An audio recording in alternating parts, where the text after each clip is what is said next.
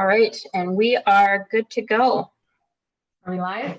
Yep, we are live. Okay. So how is the sound? You're good. Okay. So tanse mio kisagansik kitatamskat nawal.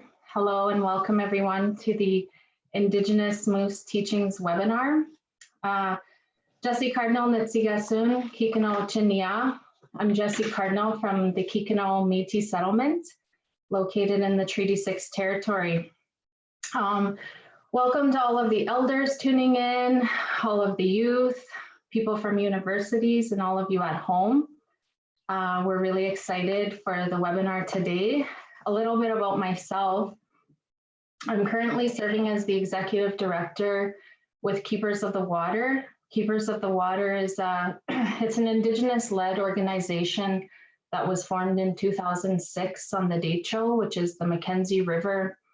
And at that time, there was a declaration made, and basically in summary, if you want to see the declaration, you can go to our website, keepersofthewater.ca. But in summary, what the declaration says is that water is sacred and we need to work to protect it and to live in harmony with all of creation. And that's also known as natural law. So we have an amazing board of directors with Keepers of the Water. We have Indigenous people from communities. We have university professors. We have a medical doctor, youth representative. One of the board of directors is here with us today, who I'll introduce to you shortly. And our board is both Indigenous and non-Indigenous, and we work together to protect water. I would like to acknowledge our partners for today. Our partners, Keepers of the Water, partnered with Indigenous Climate Action, also known as ICA. Ariel Deranger is the Executive Director for Indigenous Climate Action.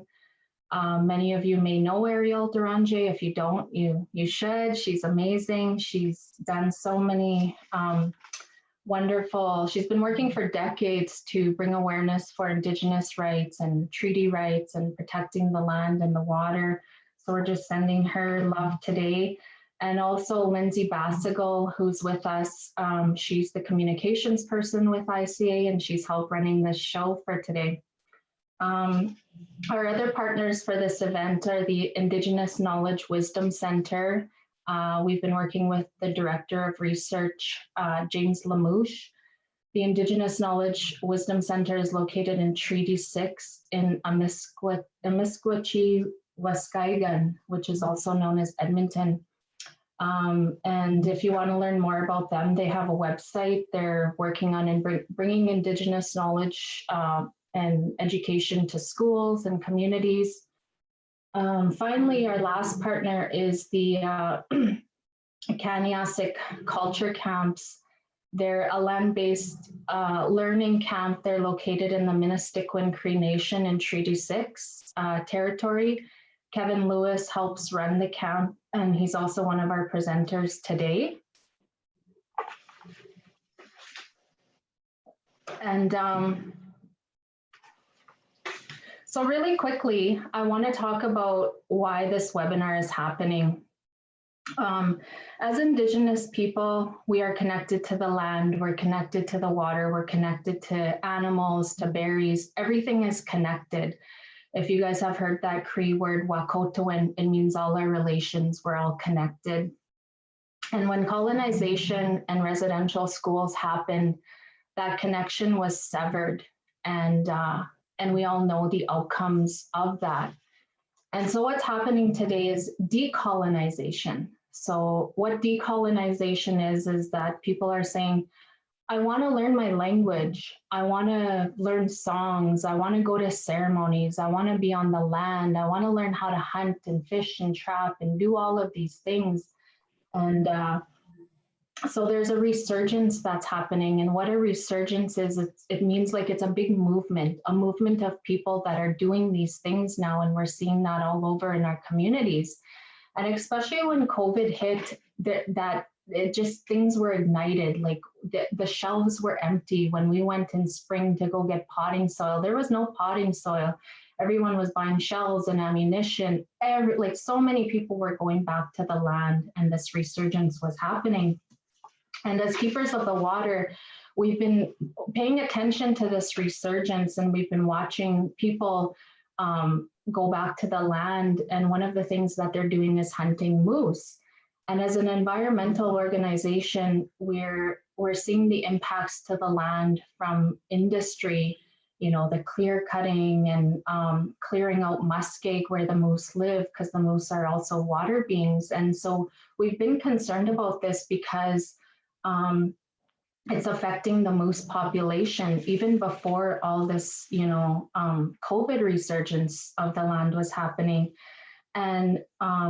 And then we realized that there's a gap in knowledge, that it's like, you know, with more people hunting moose, who is the moose? What is this animal? What do we really know about this animal?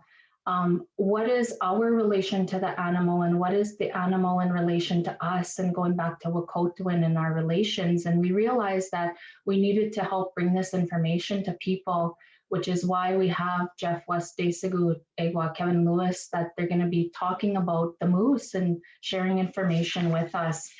And so with that, I'm going to introduce Cleo Reece, who's our co-moderator for today.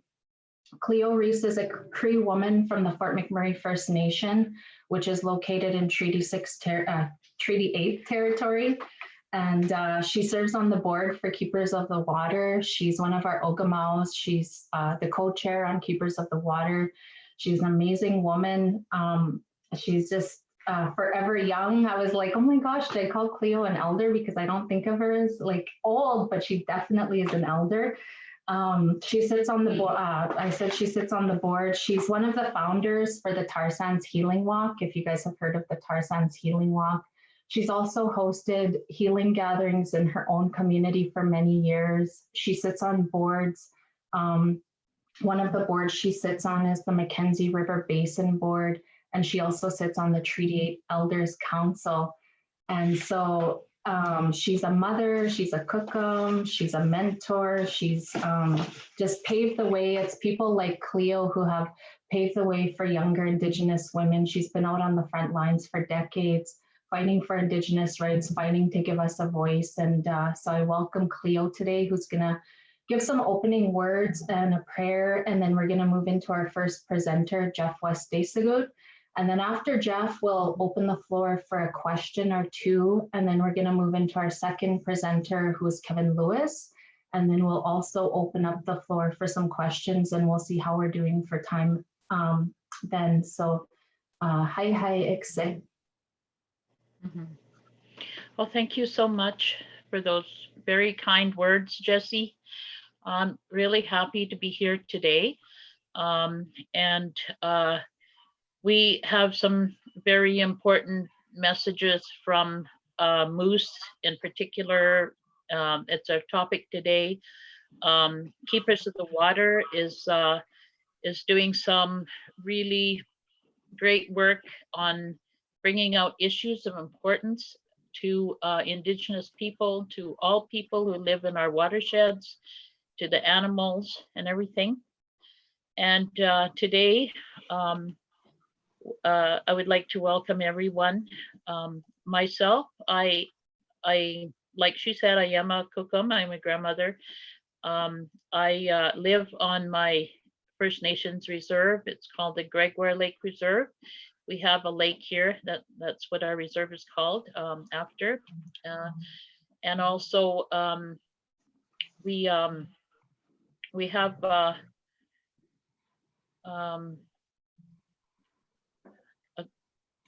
some really experienced and knowledgeable people who are with us today. So to begin, I would like to give thanks to the Great Spirit who resides in us and all living beings.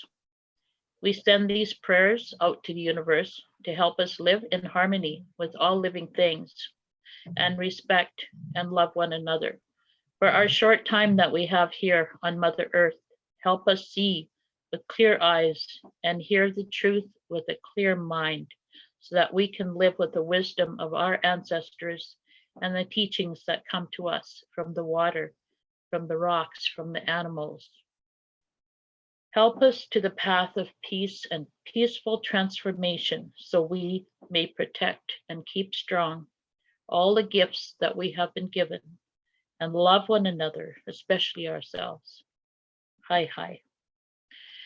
And so Keepers of the Water has, as Jesse said, came out of the meeting that they had in Dene country in 2006. And the group that I've been working with came out of that original meeting, and we called ourselves Keepers of the Athabasca Watershed Society, because the people that were involved were more living around the Athabasca River watershed.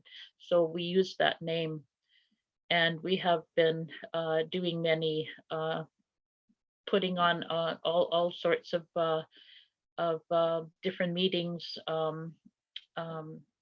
bringing people together in various ways, participating in the different legal proceedings that involve our land and the water, especially the water. And it is said that the women have the look after the water, which does make sense, since we have babies that are carried in the wombs with water, and they live in that water for the 9 months until they're born. And the moose also are very important, because they need water to live in and survive on, and we have to look after the water to make sure our animals are safe, as well as people. I mean, we, like Jesse said, we are all related, and we are responsible for what happens to these animals, because of the impact that we have on the land. So with that, I would like to say thank you, and we are going to be listening to our first speaker, Jeff Wastesicoot.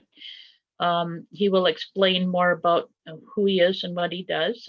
We also do have his bio, which can be found on the Facebook page, the events page.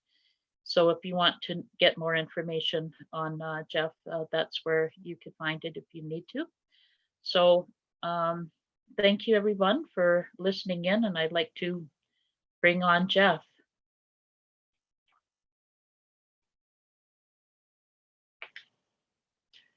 Could you?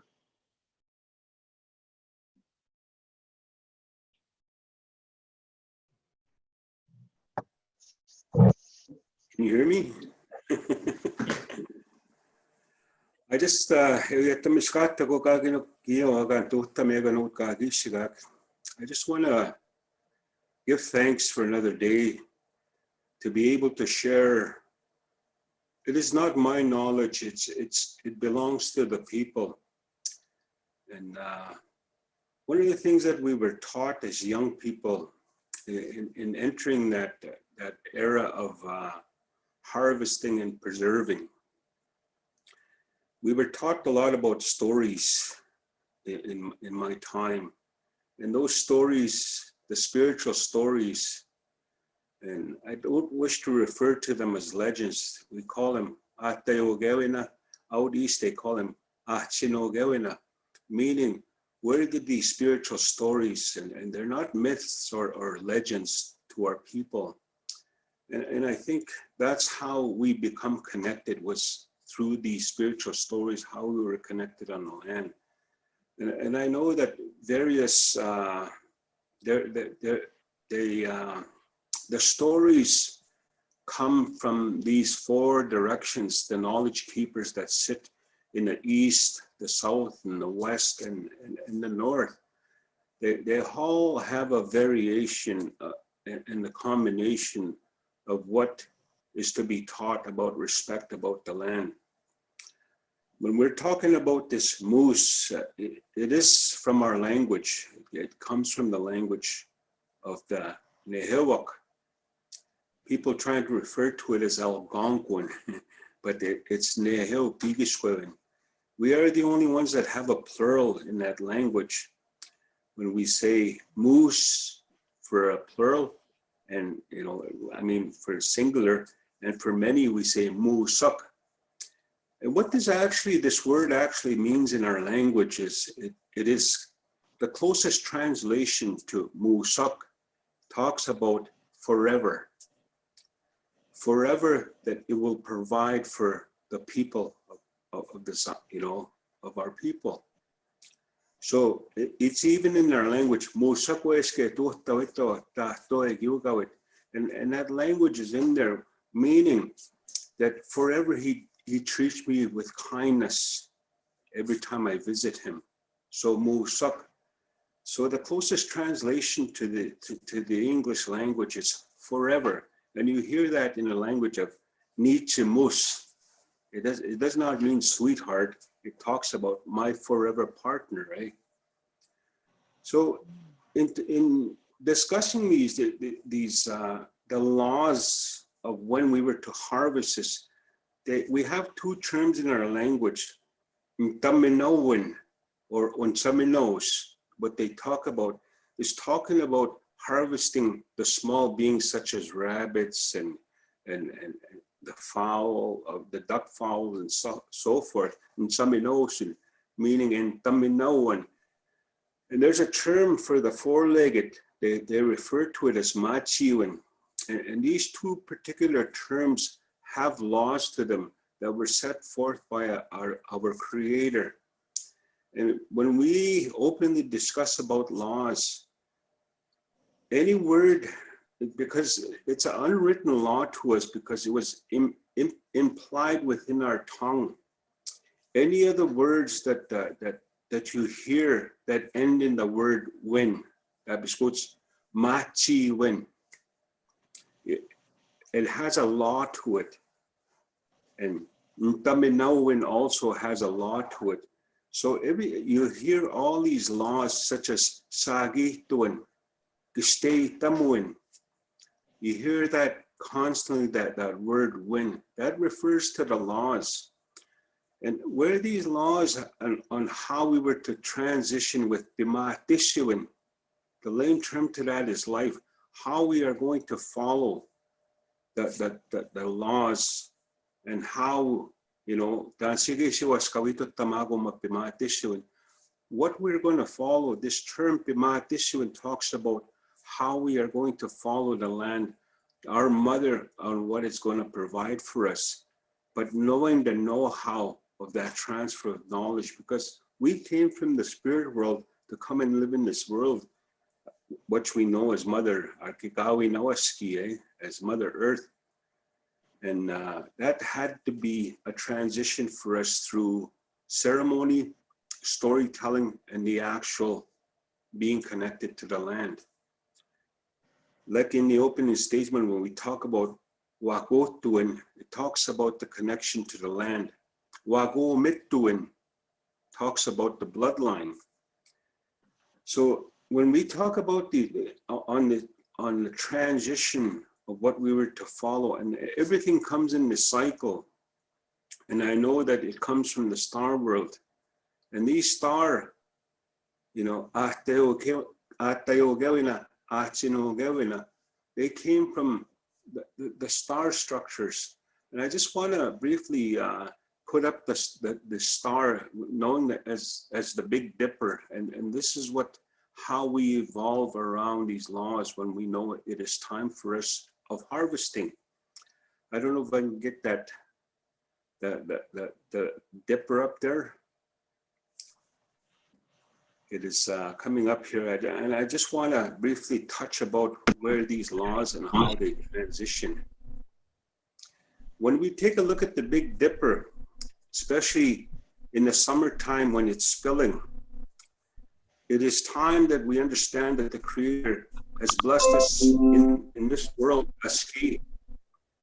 And when we see that, this is when the big ceremonies such as the Sundance Lodges, the powwows and the tea dances, the berry dances occur. And in the fall time, you could see that the dipper is going in a motion of grabbing something, eh? And this is the time it tells us when this particular star structure is in the fall like this, it is time for us to harvest the four-legged animals. And this is why we refer to Kiwetino, a place of home, because it tells us we always look to home on that harvest. And in the winter time, it is upright. There's nothing inside that dipper. That is when we tell the spiritual stories, the round dances happen. And also come springtime is when the fowl, meaning the birds come north. And they follow this, you know, the animals follow these stars too. So we understand that this is a transition, but getting back to that fall where the dipper is, that's when we understand that we must harvest. And over in the summer, it tells us that we must harvest, you know, the medicines, the berries and so forth. So I just wanted to bring that up. There's more in detailed, you know, information because we have such a short time. You could take that off now. Thank you. So within this, within the moose, you know, they go through stages of life too. And these moose are identified under a different name. And same with the bear and also the birds. They all have different names, specific names. The old man told me that when a cow carries a calf inside the belly, this is what they call that calf. And in that term, usipatamachayesis is what they would refer to that, eh? Usipatamachayesis. And I know a lot of these terms you have never heard, a lot of people don't. And that's why we respect that life in there, that we don't take this life of the cow, eh? So when it's born, this is what they call it, omansis. They don't refer to it as a male or a female yet, eh? That's the name that was what was, you know, that the elders talked about. They call it omansis.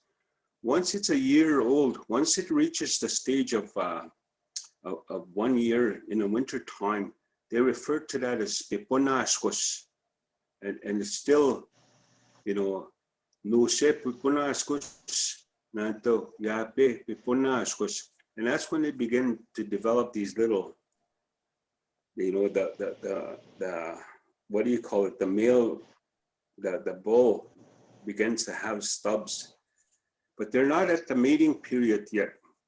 In that third year is when they refer to them and they define them as yapesis, the young bull, and the female would be opishigosho.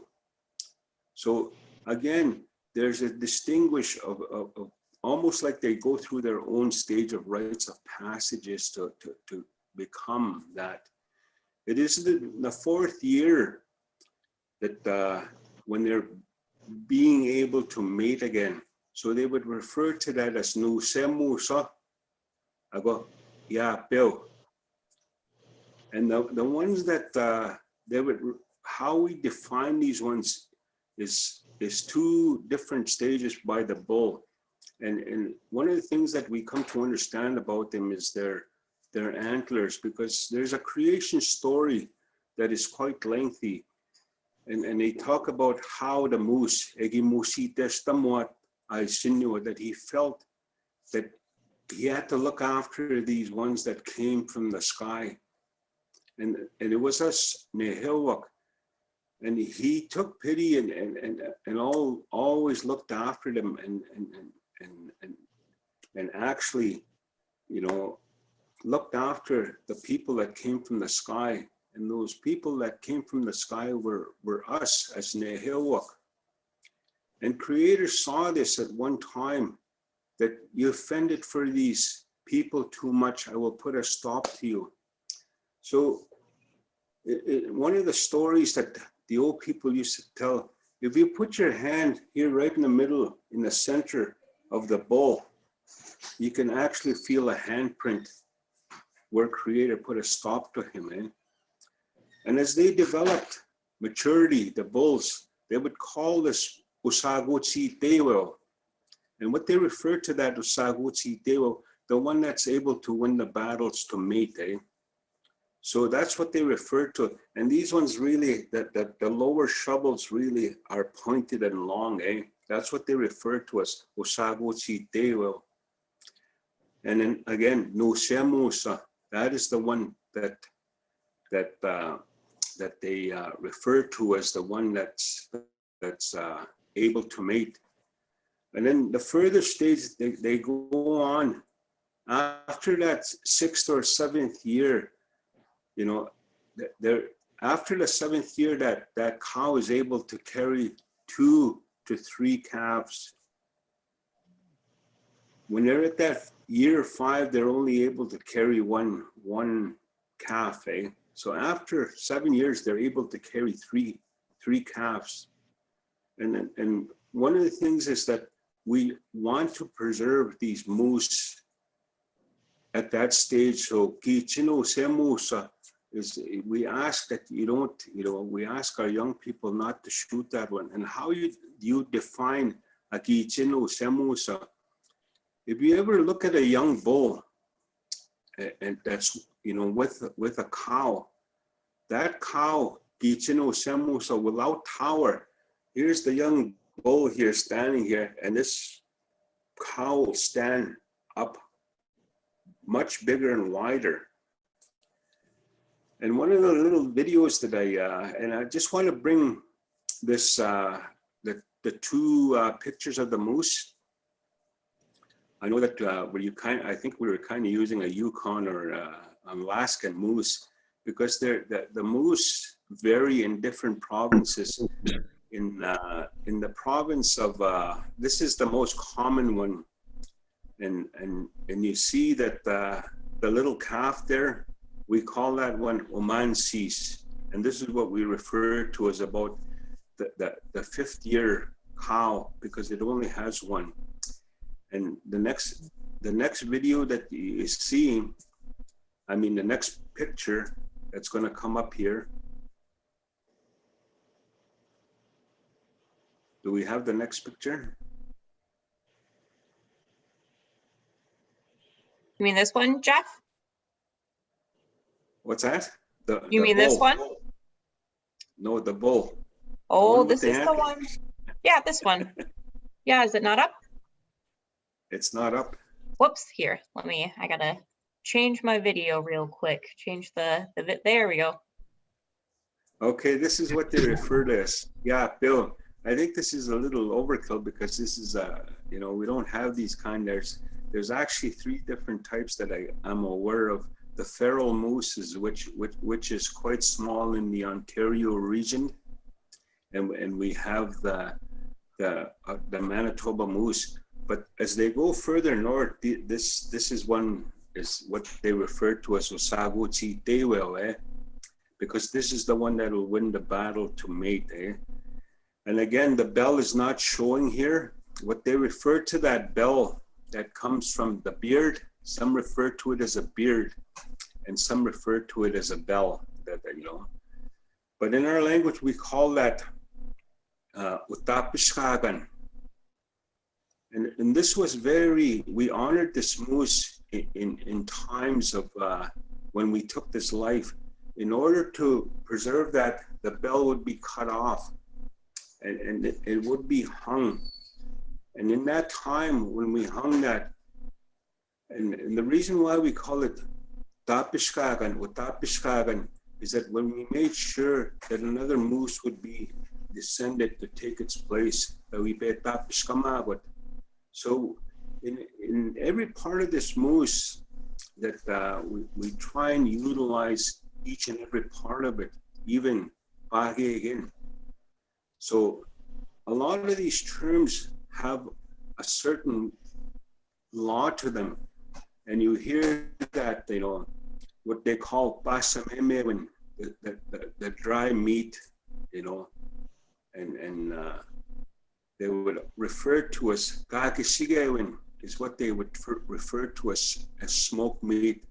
The term that they use today, egaskapa samakuyasen, but kakisigewin, there was a certain, protocol that had to be in place in order for this to move on. Mina pageginogewin. You hear that word again, win, the last term, pageginogewin. And it talks about that you had to follow a certain process in order to make a hide, to make that hide. And what we call this, the nose part, we don't call it musugut. And one of the stories that evolved around here, this is people refer to it as a delicacy, and amongst ceremonial transitions, this is called in the old languages oskiwan. And the reason why they call it oskiwan, that you may benefit from a ceremony that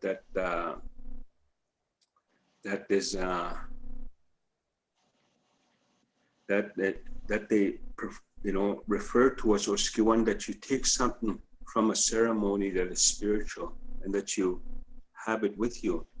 So with that, I wish that I could share more. There's songs that evolve around it. That hump on the back that you have seen on that moose represents the lodges, and there are ceremonial lodges out east that they refer to as waigan, talking about waginogane. That's where that term comes from. Even the hump on the buffalo and also the bear, they all have this hump. So with that, I've been cut short here.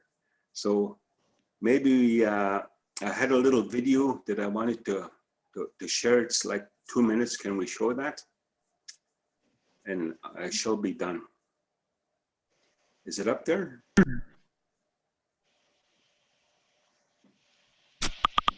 Just hold it there.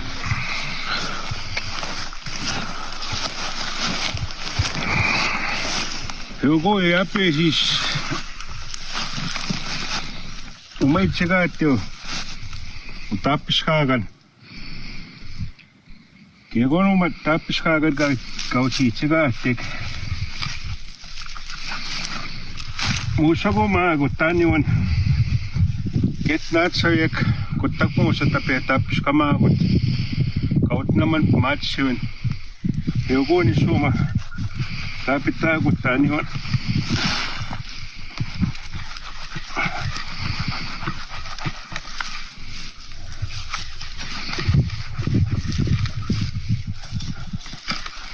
Kuman nag-aasawa tutak niya mamunguman.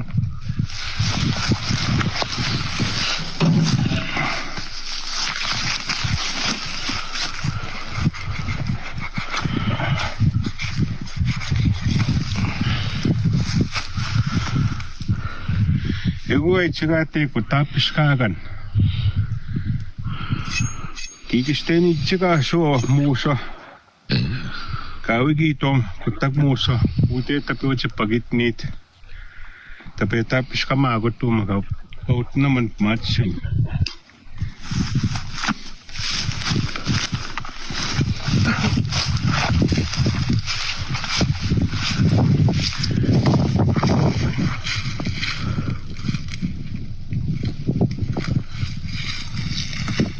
Ang ko naman.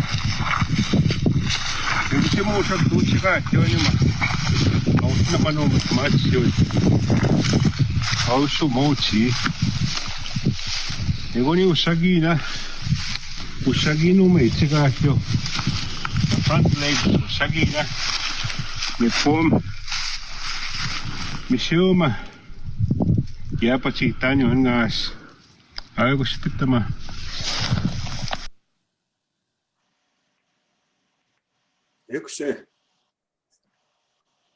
Well, thank you, Jeff. So we have a couple questions. The first question is, can you explain that video for the people who don't speak Cree? What were you saying in there? I think one of the things is to be able to honor the moose. this is why they refer to this as tapishkagan, that we don't leave this. And one of the things that term tapishkagan, tapishkamagot, in return, that we need to do our part by honoring this moose, by hanging that bell, so that another one would be given by the Creator to be descended upon us, eh? That's the closest translation. And then when you and I talked, when I first called you, you were telling me something about when people hang the moose to like there's more to it than just hanging the moose. Is that what you were referring to, or you were talking No, about? I was referring to like, especially the organ on the bull. Like a lot of these parts were not left on the ground. Even the bones, if we were not going to use the bones, these bones would be put up on the trees, eh? Nothing stayed on the ground, because that's where the ground, our Mother Earth, provided this for us. So in order to honor that, we hung this. Even the antlers were not thrown, and no parts were left, eh? Even leaving the hide out there and whatnot. And I think one of the greeters that come to us, you know, the very first ones that will arrive at your kill is what they call the Grey Jay. Some refer to it as whiskey jack. The old language talks about as whiskey cheese is the actual name to that bird, eh? The Grey Jay. And this was, the reason why they call it that is because this one hung around Wastesicoot, hence the word whiskey cheese. And when they couldn't say that, they translated it into whiskey jack, eh? So again, this was the one that always comes to greet you at your kill, eh?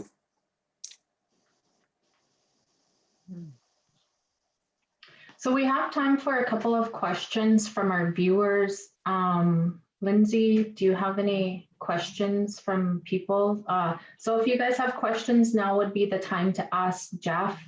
And again, this is just a very skimming the surface of knowledge. And we're in the time of year, we've had our first snowfall in many communities. So it's a time of year where we start to transfer knowledge and to have storytelling. So we hope that you're sitting and listening and enjoying, but we also encourage you to set up storytelling in your own communities, bring knowledge holders like Jeff, like Kevin, because they have so much more to say. It might seem like a very brief talk that you're getting today because of the time, but really when they tell their creation stories and the knowledge that they have to share, it often takes like, you know, a day or a half a day. So do we have any questions, Lindsay, from the viewers?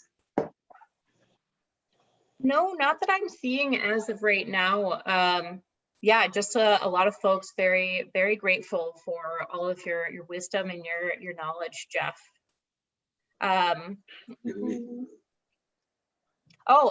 Somebody asked, how do you recognize a cow's age? What's that? How do you recognize a cow's age? And then somebody has also asked, when is the time to stop hunting the moose?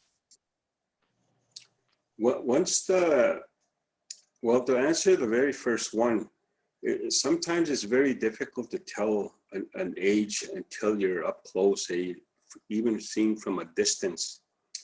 And I think that it's actually almost the color of it, eh? That the color of the hide begins to darken, where a young cow is actually more brown, eh? And then when you take a look at it, they're almost an odd color to them, eh? A very young moose begins to age when you start seeing the white speckles on it, eh? And that's when you know that one is there. And to also note that the cow begins to have just a little bell after 4 years, eh? It begins to have just a little short growth. And of course, you know, how the males are distinguished is by their antlers. You know, the smaller the antlers, we call them yapes, till, you know, that's how they are distinguished. And in the winter time, that we are still able to hunt the bulls in the winter time, because right now during this time, Nuchi Tuipisim and Ganuchi it talks about they have a cycle when they need to come together to reproduce that spirit world, Just like we also, as humans, as Nehewak, we followed a cycle. Now, children are born year round. There was a process for us within that creation story that all children were to be born in the summertime, just like all the animals, because everything was provided for us, the moss and so forth, the warm waters and the list goes on and on. I'd There's like to say one- something. Oh, sure. Hi. Oh, Hi. hi. The teachings that you shared about the moose, it's so embedded in the Cree language, and I'm sure in all Indigenous languages that have these teachings that really show respect for this animal and all the different stages of life. I just wanted to bring to people's attention that in the province of British Columbia right now, the provincial government had put a call or sent out, I guess, a policy where people can actually kill the cow and a calf because the caribou is endangered, and they must have felt that this is somehow going to help the caribou survive better. But to me, it's just like just another example of how little understanding and respect for these animals that that is shown by having such a ruling that people can just go out and kill calves and cows apparently until December the 10th. There have been some postings about it. It was pointed out to me by somebody who's keeping track of these things, and I just wondered your take on that, because that's obviously a very drastic step to take. Yeah, just on one more note there, that one of the things is a lot of moratoriums have been imposed on First Nation lands, and these moratoriums are no hunting for 5 years. I know that it's gone beyond 12 years in Wastesicoot, Manitoba, and one of the things that we got to be cautious about, our inherent right. And this needs to be talked about too, where we impose and further do damage on that imposing, because for 10 years to close it, no hunting, we cannot pass any knowledge on to our young people, so that, we got to very closely look at it from legislative portion part of it. And, there is a time that we can continue talking about the harvesting of moose. I know that in harder times, especially when harder times, we were allowed to take the cows and the calves at a certain time when hard times really hit. That's why at one time we didn't get anything at the trap line. No, the rabbits were scarce, and we were running out of food. So the old man and I, we went and shot a pregnant moose. And what he done was he cut the meat of the mother, and he opened the mouths of these ones the ones that were still in the belly, and he made that offering inside these calves' mouths. And I asked him, why do you do that? It's to show that respect that we need this at this time. We need to feed our families at this time. Now, with everything that's happening with COVID, we're not, condoling that to go and shoot all the cows now.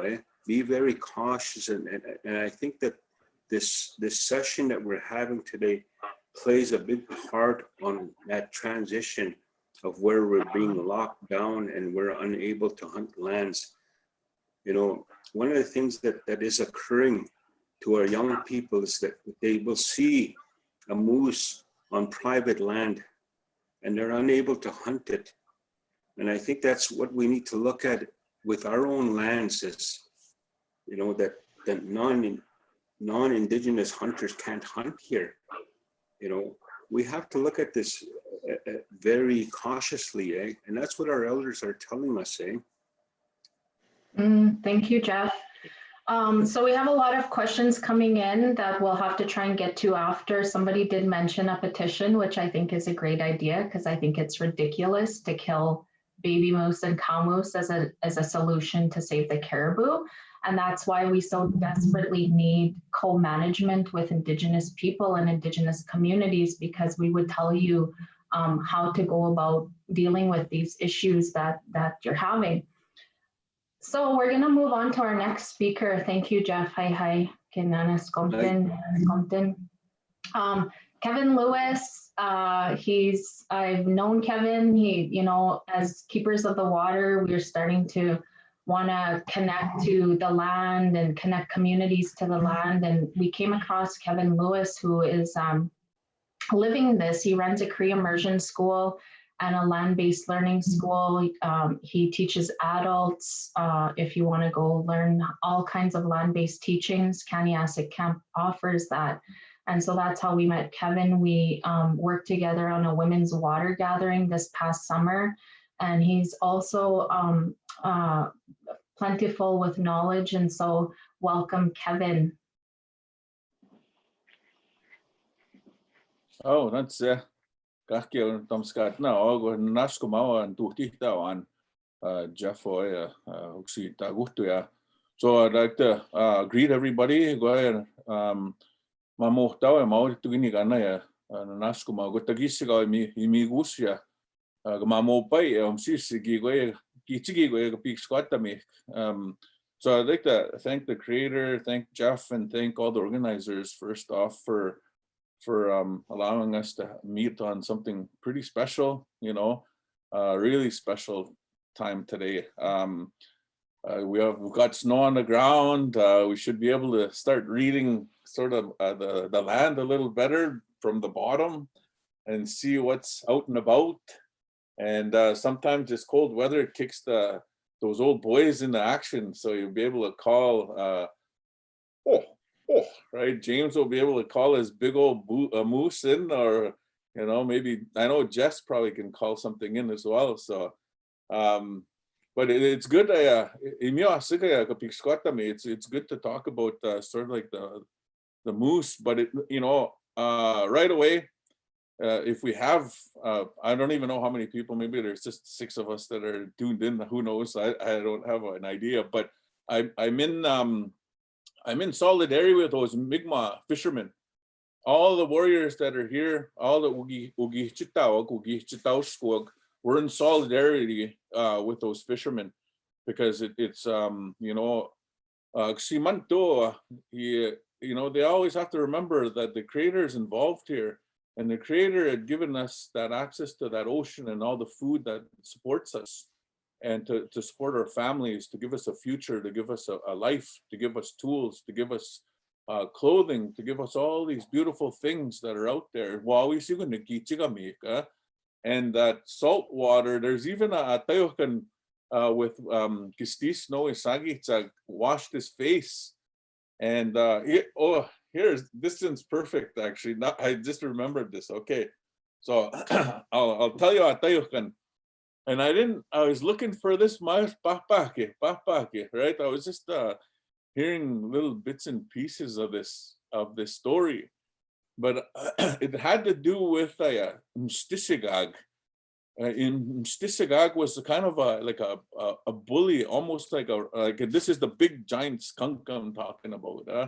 And this was the time where they all lived in one lodge. Everybody lived in one lodge.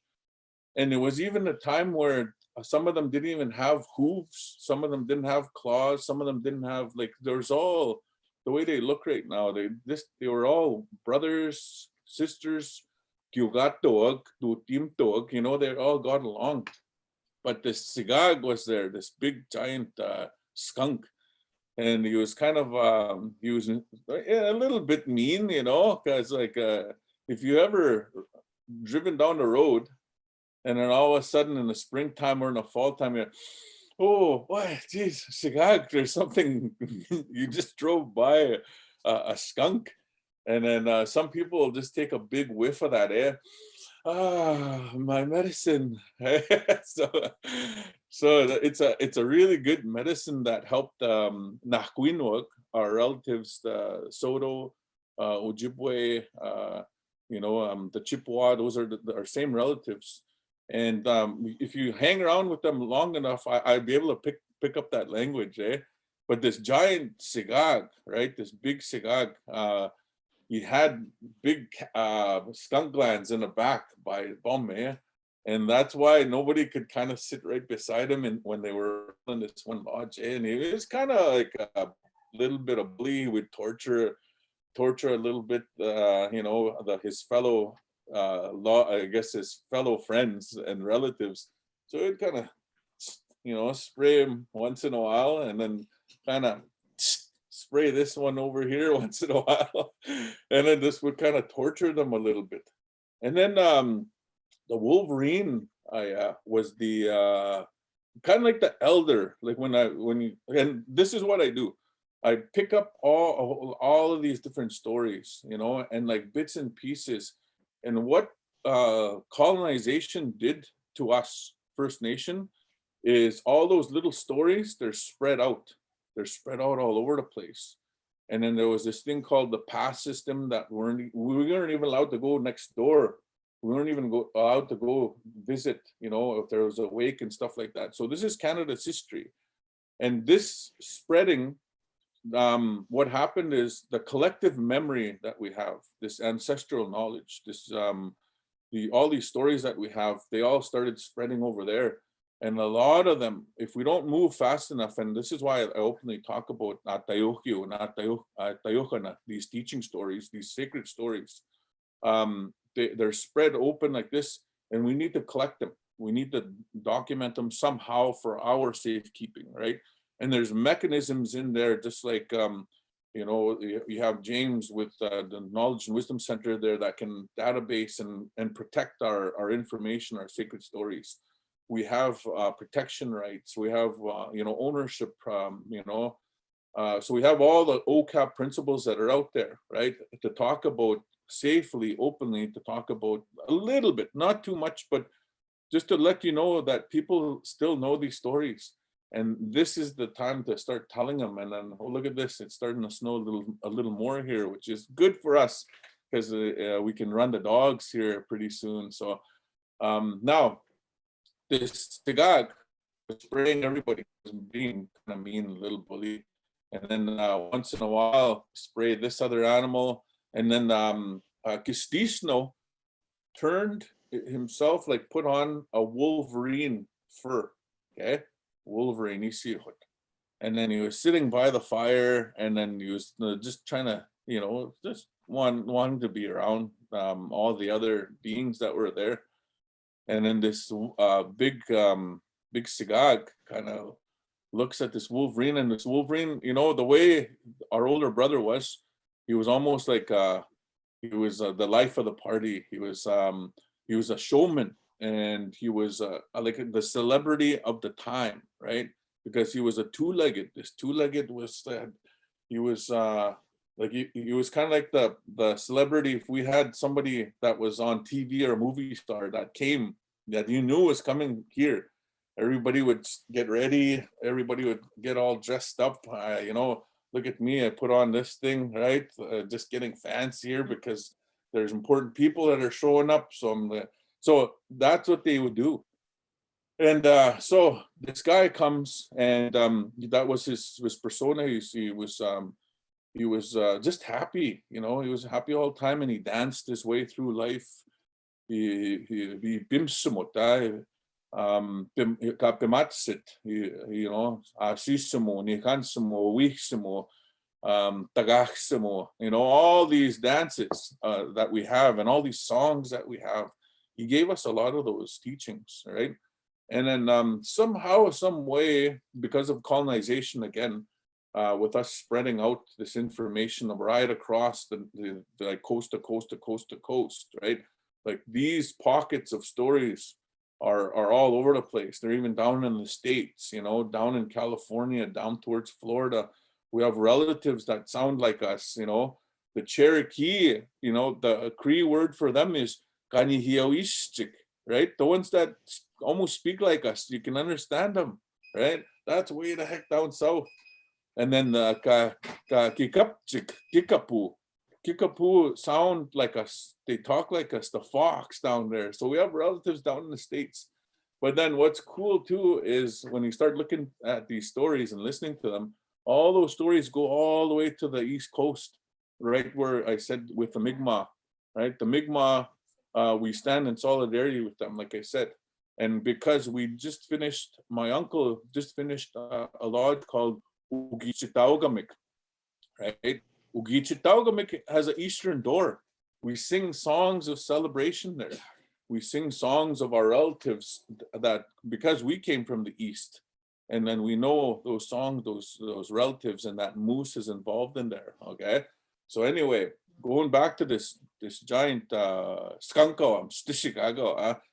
So yeah, I'm kind of getting annoyed of this wolverine, but it's actually Wastesicoot, and he's kind of Wastesicoot's like, oh yes, I can do the shaking lodge. I'm the one that brought this ceremony, and I'm the most powerful. I'm an old man. I'm the oldest out of, he was just talking on, and then this big Sigag kind of goes, wow, I'm gonna show this guy now. Sprays him a little bit, eh? just to kind of humble him a little bit. So anyway, the Wolverine, he kind of gets back and he's like, oh geez, why did you do that? And he's like, oh, I'm sorry, I'm just excuse me, much stuff, but he did it for a purpose. And then they got a little meeting together, right, aside from the Sigag, and they had this little meeting, and they were like, well, this guy's a bully, kind of don't want to hang out with him anymore, plus he stinks and he's getting worse with his skunk gland. Could we do something with this guy? Like, could we move out of here and just leave him, ditch him, right? So they were on kakyo. They all amaga. Spuipitsina no tia asniwa cheese, right? So towards the mountains, that's where we're gonna go. Okay, don't tell the skunk. So what the skunk was already real powerful, I say. So all of a sudden, they did a strategy. They got together, and then they knew where the glands were, and then they gave it to the Wolverine to kind of shut them. Okay, so he can't use them, but if they're open, then he has the power to spray everybody. And then his spray at that time was so powerful, he could kill. Like he can kill. That's how powerful this guy was. So everyone was not messing around. Everything just had to be perfect. So that day came, and then all of a sudden he turned around, and then he kind of felt something's off a little bit here. And then he turned around on the Wolverine like he was gonna spray. Boy, the Wolverine grabbed that, pinched the back there where that spray was, and didn't let go. Now the Wolverine's real tough. It's really, really strong, this thing. And didn't let go. And then all the little ones, all the birds, all the animals, pushed this big Sigag, and this Wolverine didn't let go, okay, in the back. Because if he let go, it would have been death to all of them, because this big Sigag was just gonna kill everybody, right? So they pushed him down, pinned him down, and then they had to quickly singe him and burn him and cut him up, okay? And then by the time he let him go, when it was safe, he let go. That smell of where he grabbed and pinched those skunk glands, he was talking last minute, like before he ran to the ocean, okay? And the ocean at that time was clean. It was like a good water. It was. And then so supposedly as he was running, he's like, chop that guy in little pieces, chop him up. And then he was running towards the ocean, which is really good to drink. And he started washing his mouth and started washing his himself. And then I guess that's why the ocean is not really too safe to drink right now, right? You have to go inwards because that's all polluted from that the power. It's not, I wouldn't say polluted, but just tinged with a little bit of that sihk juice. So and then they eventually ended up going towards the mountains, right? And then the heat was the little sihk, the one that's all over now. That's where he comes from. So that was his ancestor that got shot, right? That got killed and spread around and all over. So now that's medicine, right? So all these atayukan are like that, and they're they're all kind of like chronological. And then you'll hear another one that'll fit in here, and then another relative will add to that. Now, this Muswa was also involved in the flood story, okay? So the flood story, and of course, it was kind of like our brother that, it was him that did it. But check this out, okay? So you're listening to these stories, okay? And you have a bow, a 9-year-old boy that can make one of these guys, okay? This is a birch bow, okay? You have one, this is a little boy that made this year, all right? And then this bow, this arrow, this was exactly how my Nimusumpan made my first arrows for me. He put a little bullet at the end and it was flat, so I could just learn how to shoot this bow. And my boy, he made this bow. But if you look a little closer, okay, you'll see this birch tree was shown to us by Mayakan. Mayakan was the top hunter. That's the top hunter. So such a top hunter that the moose were afraid of him, the beaver were afraid of him, all the animals were afraid of them. But we needed those animals, we needed plants, we needed these things to make this fiber right here, okay? So this bowstring, right?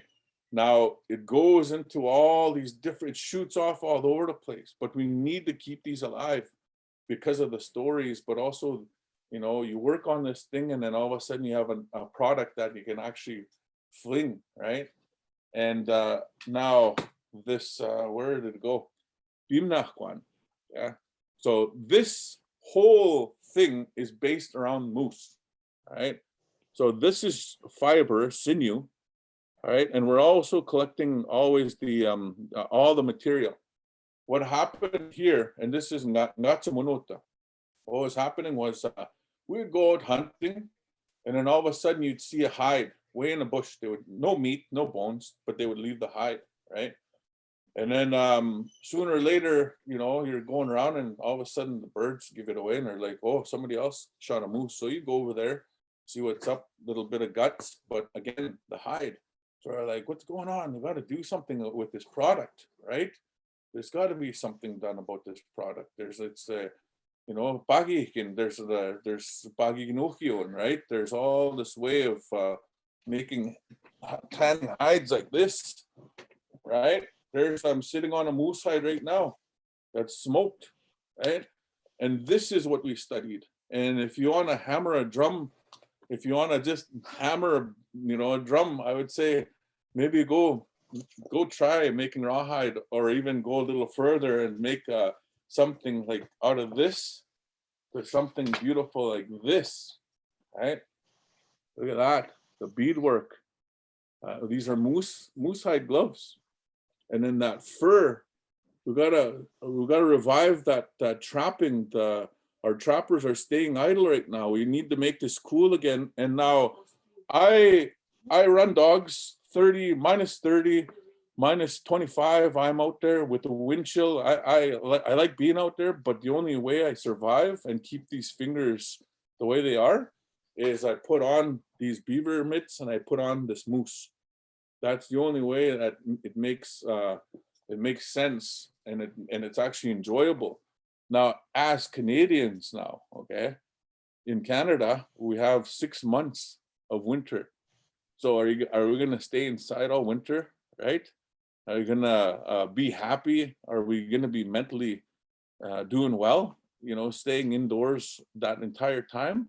Or can we make some of these things, right? Can you start learning how to bead and then actually going outside and doing a little bit of work, or, you know, going for a walk and enjoying these, right? And these act like protection too. You know, Samoaki, meaning like they're kind of like that, the cape of protectors. And these beads, what they also represent, the flowers, right? And you can even look at flowers designs and you'll be like, oh, I know where that person's from. That one's from La Loche, or that one's from Patchnak, or that one's from Minnestickwin there. That's the type of, you know, that color. And then what these represent as well is medicine, right? So people are shooing us off their land by picking berries or roots or medicines or, you know, willows. You just show them these patterns, right? The meek sagoke, migis is a shell. And then we sing about this migis in some of our ceremonies, right? Sapuhtawan is one where we sing about this. And then now going down to the tools, all right? Here's a buddy of mine, Brian Bird. He made this one. And then, so Miki one, right? So you see the teeth on there, a little bit of leather on there, and then you hold it down, leverage, and then you're matehin, mihkiptaman, or matehin. Here's a matehan. Now this is another buddy of mine, and my cousin made these ones. These were just beautiful. But they're doing matehana, and they're hardening steel, and these are old, these are scrapers, right? So these are the fleshers, these are the scrapers, and what type of wood? Birch tree again, right? And these are the ones that you work on those hides. You soften them, and then you use the brains. You need the brains, and then there's words like kapastaso, right? Kapastaso, meaning that beautiful marrow that's in the middle of these bones. Oh, that's so good. Just salivating, just thinking about it, making bannock, all the different things that you can mix in there. Right? These, you know, even the meat, even food sovereignty comes into mind, where we start eating better. We start making it more palatable. We had a guy named Scott Eiserhoff, who's an Indigenous, big shout out to him, Indigenous chef. We need more Indigenous chefs to make our food just delicious. All right, so I want, like, we need to create these people that'll make these foods like, it's like, what? This is a moose burger? It can't be a moose burger. Or making those inner organs just something you can't put down. You know, it's like, this can't be a moose kidney. West, right? And they make them so delicious that they're unique. But these are old recipes, maybe new recipes that they create, right? And like this summer, we paddled 200 kilometers in a birch bark canoe, right? And we're paddling, and then James paddled by himself, by the way. Holy smokes, I don't know if I could do that, but so he's got moose guns, that guy, boy. So we're paddling, and we start seeing tracks. So now we're starting to take accountability of moose population. We need to sustain our moose. I've been in the places where they can't shoot moose, and my heart goes out, and I'm like, and at home here, why we went down this crazy path, why we went down was because we were saying, boy, these, and we were pointing like this, look. And I was having this discussion with my kukumo, I was going, geez, these kids, they're just shooting. It's so easy to shoot. And I'm pointing and I'm pointing. And then she goes, yeah, we just you're pointing. It's easy to point, but there's 3 pointing right back at you. Oh, so, so that humble pie tasted really good, and coming from her. So 3 fingers were pointing right back at me. You know, instead of blaming, we got to do something about it, right? That's where the genesis, or that's where the mandate came from, was from our elders. And like, we have elders that are standing right now at our band office trying to figure out, okay, what's our next move, you know? And like, my prayers and my, you know, listening to our elders as knowledge keepers, as getting direction. And when I'm in trouble, or when I'm feeling, you know, mentally tired, you start kind of, that's who I run to. I don't run anywhere else. I'll go to my elders. I'm like, okay, I got a situation here. Can you tell me, you know? And we have our medicines, we have our smudges, we have our teas, we have such good stuff. We're so rich, and especially around the idea of moose, right? So now I'm gonna pull out my my trumpet, and I have a couple of slides here, okay? So any guesses? This is how I'm gonna call a moose from where Jeff is sitting right now. I'm gonna call that moose over this way, okay? So this one's kind of a little bit of sexy call, okay? All right.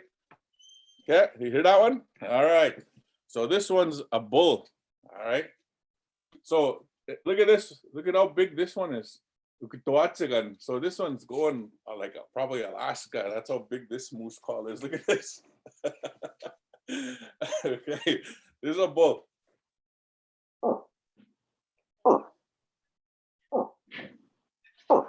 Right? So that's a younger bull, that one. Okay, so even things like this on how to make these things, right? Even the moose call is quite the thing. And all of us have these different designs. This one was a buddy of mine there in New York, and I made this one, and we're like messing around, and they're like, why does it have to be that big? Like, is there something you want to tell us, you know? But like, they don't have to be very, very big. They've got to, you know, about that big is good enough. And then also little tricks, hang out with those old school hunters. All right, old school hunters. When I'm old, I want to be that old man that holds that leg, and then just holding that leg for the skinners, and I just want to tell stories. That's what I want to do. Okay, so if I keep it up and I don't step on any toes, or I'm just trying to get as many stories as I can, but also share those teachings with a good heart. Right, all those things that Jeff had said, those are amazing things. And that bull umumatayo. And this is one cool thing my dad said to me one time. And I've tried as a little boy, I hardly talk about a lot of my hunting stories, but we used to hunt all over the place here, and we still do, but now it's like this other generation that's like this, their first time hunters now, right? And the first hunt, if you're ever gonna shoot something or get something, even bow hunting has to come up again, right? We've got to start doing like that. But ganagwatso is where the work starts happening. That's the hard work. That's the hard part. So, and then my dad, he cuts off that umumatayo, that bell, and he says, nah, dogota. So I take it, I'm like, okay, and I put it down. And then so after a while, you know, not right away, don't ask right away. It's like, why? So I go, tanigam maya, kagota nam maya umumatayo. And then he said, Piega matsumuni tagihtig, he says, eh? And I'm like, oh, wow. So the translation is, it's worth one story. So I'm like, one story, geez. And then again, you're not gonna ask what? I don't understand. You're talking like Yoda. I don't understand you, Dad. And then so anyway, I start asking other people, and I start asking him again. And then sooner or later, he unfolds this beautiful story. So we have just to add to Jeff's story, there's and you know, I named Ukihtaugamic earlier. There's a warrior man, and this is like all due respect, smudged, and you know, Nyanims was his name. Nyanims raised these warriors called Ugihtaug and Ugihtauskuag, and then they made this Ukihtaugamic. Beautiful. And anyways, this moose was not really nice to us in the past. You know, it was almost kind of like that skunk, kind of like a bully, and would run over us, would run, because this come, you know, if there was teepees or lodges there, whatever they were, they would come and just blow us over. And then pretty soon that Nyanims was sent there, and he said, you got to go deal with that moose, because that moose is just going to kill us, and go stick up for those guys. So he went over there. And then Mama Wastesicoot that Jeff was talking about, Wastesicoot, he held it, and that bull was charging him, held it in the middle of the nose, and then put it in that handprint there, right? And held him dead, stopped him dead in his tracks. And then from there he said, "Gagutamat na mamumatayo." Right? If you just start treating us right, and we'll need you in the future. We will need you in the future, and we'll respect you. So we'll hang that mamumatayo, gutamatnan, magan minama Wastesicoot, nagwamanikan ngasta nano maugihtaugamic. So that's the lead soup. This takes long years, like a lot of years to get me just that little bits of little stories from all these old men, old women. So we have to, like, with all due respect, I know there's lots of people all over the place there, and sometimes you can only talk to them virtually, but like I hope that I don't say too much online like this, but just to give you little bits and pieces of how rich we are, just to give you an idea, just like an intro. But like, we have lots of knowledge holders, we have lots of singers, we have lots of great, beautiful guhums, lots of people, like, you know, we have access to that, but we need to go back to those teachings to make sure that population, that moose population is at a healthy state, right? And when we lose sight of that moose, that four-legged, when we start going, like, looking one way, we jeopardize everything on the world. But when we go back to the four-leggeds and we start looking and focusing on how that relationship is, because these are old treaties that we have. These are treaties. We have treaties with other two-leggeds, but we have treaties with these other flyers, four-leggeds, moose is one of them, buffalo, bear, all these different things. We have treaties with them. And those are the laws that Jeff was talking about earlier, and we need to not forget them, but relearn them. Go back to our knowledge holders and see how you can create maybe, like, to use today's words, policies, but how do you implement those good policies? You know, how do you use Canadian law and traditional law, hereditary chieftainship with contemporary chieftainships, right? So we have lots of work to do. So that's why it takes everybody, and this is why it was so easy for me to say, yes, I'll go talk a little bit about what we do at Ganyasa, but it's a little more, right? It's about identity. It's about reconciliation, bridge building, and listening to our stories and respecting our stories, and not talking about our family like being tricksters or myths or things that are too crazy to be true. No, these are our stories, you know, and these are our relationships here. So I'm glad that you'd opened up, you know, something like this for us to be heard finally, you know. Let's not be shy of who we are, right? So now, and I'm not sure how many minutes I have. I took my glasses off, and you gotta just kind of. Oh, yeah, see it. I'm good. Oh, that's awesome. We could just listen all day, but as we said, this is just skimming the surface and to bring these people to your communities. So we're just gonna take time for a couple quick questions.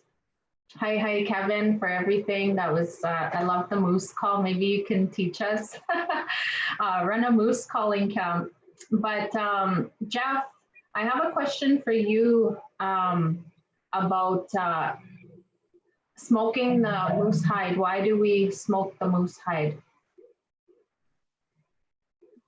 A lot of it, I think the question that has always pondered many people why we actually smoke the hide.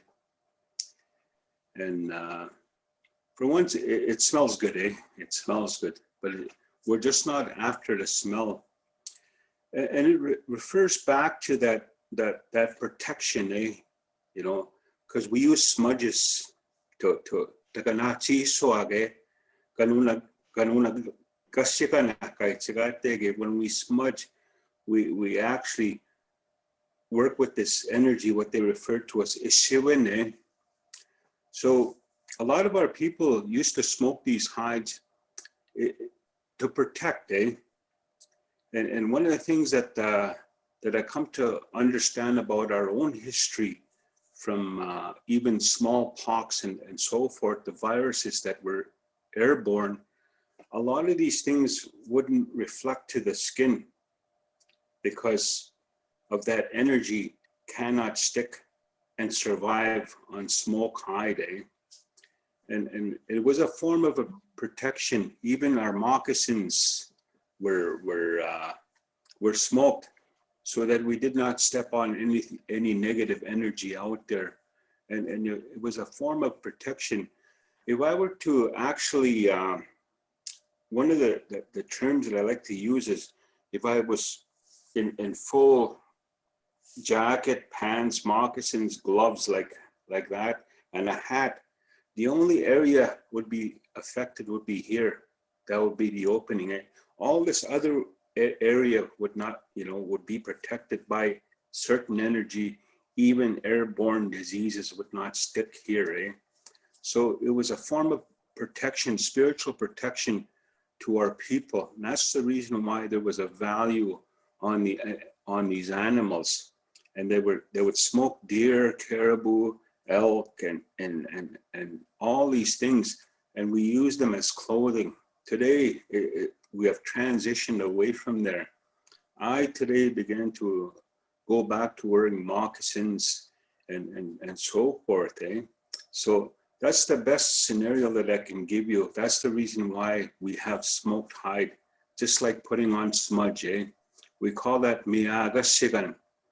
And to further define that miyaga sigan, because that's why we smoke that hide, it's a deterrent. When you're unprotected, this energy is composed of molecules, protons and whatnot, and they actually embed in your skin, which creates a negative energy to you. So in order to maintain that positive energy, we would smoke these hides and really be protected throughout, eh? So I hope that answers your question. That does, thank you. We have time for a couple more questions, and then I'm gonna have Cleo do the closing. Do we have any other questions, Lindsay, coming from the audience or the viewers today?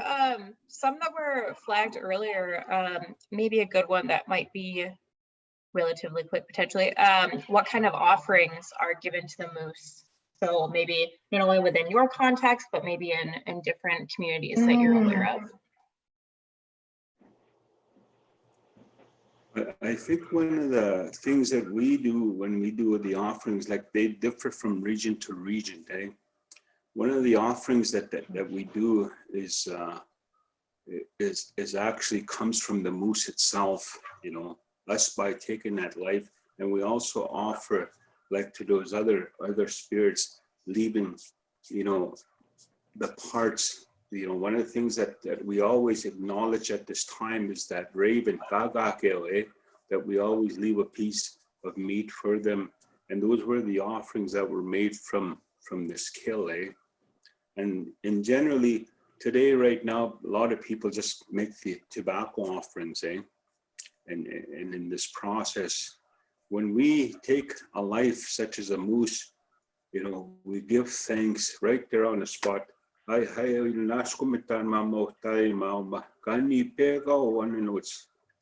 would say, just a prayer. You know, there's nothing set in stone.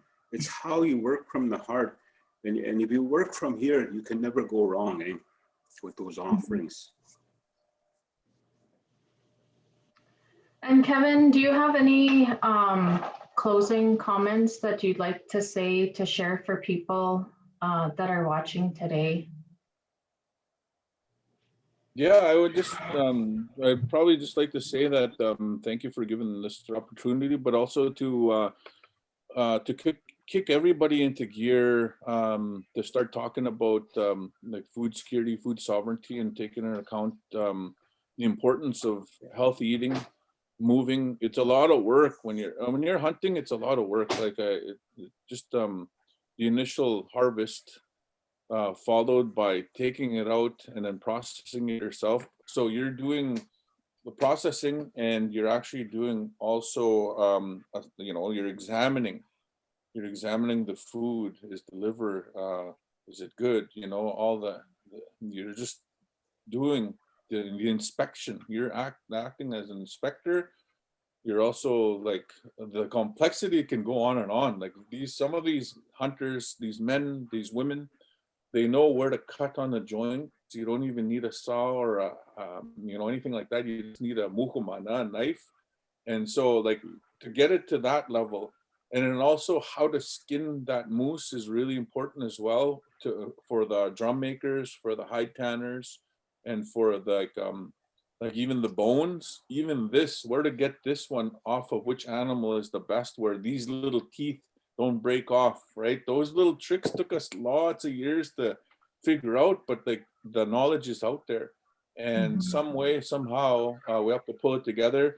KTC, Education Authority in Kitaskino, up in northern Alberta, they have an awesome app. And like Jeff was going through those different years, you know, you have Mansis, Nichanu, all these Pipunaskus, Aigatawas, you know, so all these different names are even in there. And give you hints on how to get them. They have bears, they have like good apps like that. And then there's also apps that you can, if you're harvesting, start making yourself a consultation office, you know. Yeah, it's good you say that. So what Kevin was talking about is a language app. It's called the KTC Elders Language App, I think, and it's from Treaty 8. And one of the questions we also had was, how can we learn more about, you know, managing the harvesting of moose and things like that? If you contact the Treaty 8 office in Alberta, Kevin Akamanchi, he's the director of livelihood, they've actually made pamphlets on kind of teachings of how to, when to harvest moose, what kind of moose to harvest. So they're a good resource as well. And I just think of, you know, we need to continue having discussions like this, because in some communities, they are looking at the managing of moose. You know, some communities are putting in short-term moratoriums. We need to look at Indigenous protected areas. What is an Indigenous protected area? Putting in a place where no industry is allowed, nothing is allowed, where our wildlife could just live and reproduce, and so that they're there for future generations. And we need to meet in a bigger way, because communities are doing this and individually, but we need to bring all this information together so that we can look at how we're managing our moose. So with that, I'm gonna pass it on to Cleo and have her close out our presentation. Thank you everybody for attending today, and watch for us. We have more webinars coming up. The next one we have is Moose Teachings, which we're partnering with Indigenous Knowledge Wisdom Centre as well. So hi.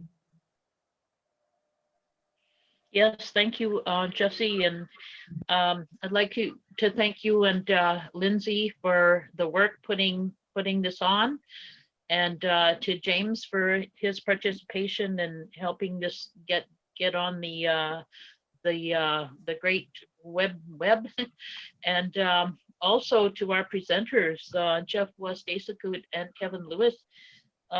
You guys are so important with all your knowledge and all your information, and I think it's good that the showing your sense of humor as we go along, that it's so important to our people. Like humor is so important, Mhm. and it's all, and you bring that in there, and this is great.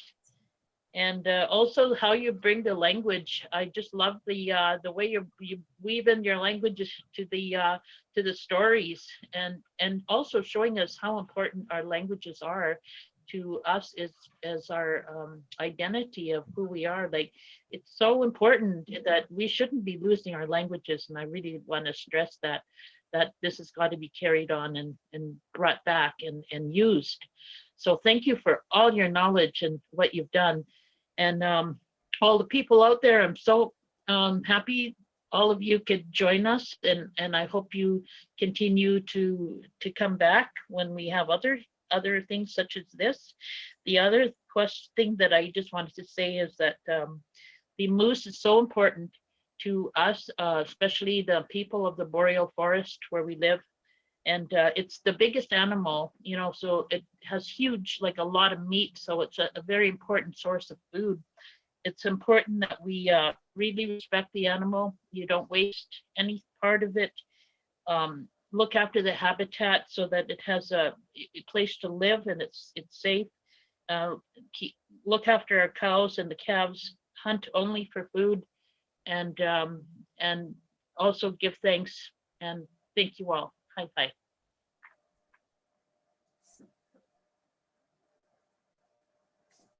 Bye now.